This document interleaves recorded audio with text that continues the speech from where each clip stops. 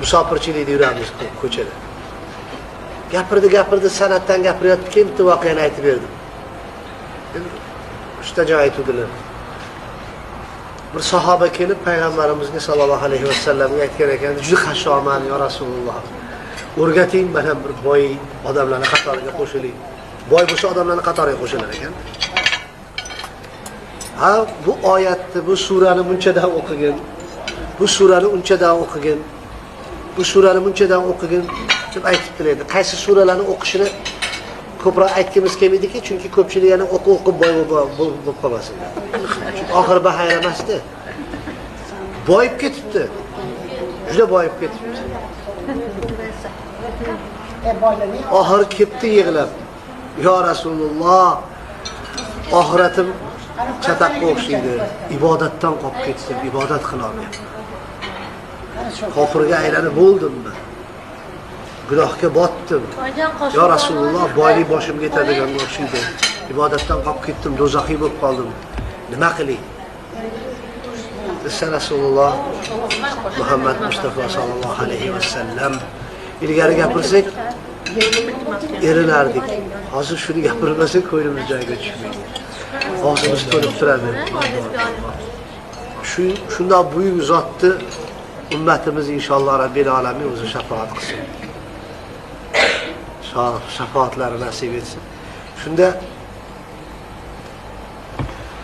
tirnog'ingni tishingda olavergan debdilar. Ruhlarni aqib o'tiradi-yu. Mana bir ikki marta og'zim ketib qoldi, tavba qildim. Terilarini tortdim. Keyin qo'lingni yengingga artavergan debdilar.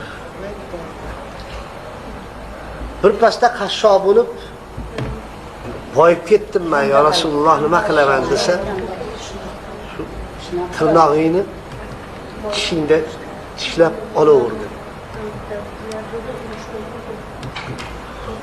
Qo'lingni kiyimingga, yengingga artaver, etagingga artaver. Bir pasda qashshoq bo'lib ketibdi.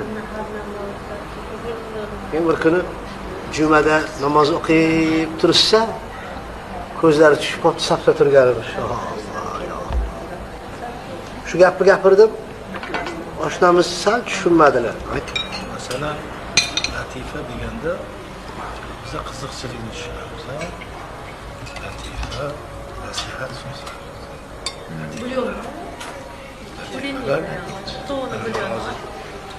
Oila musulmon o'qiyapti, rivoyat kelganda latifa deb yozib qo'yibdi. Shunga ibratli rivoyat chiqadi.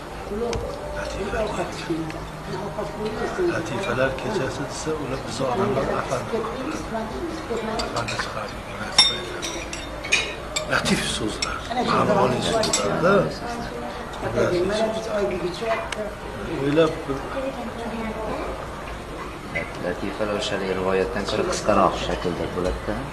Qadrli so'zlar kechasi.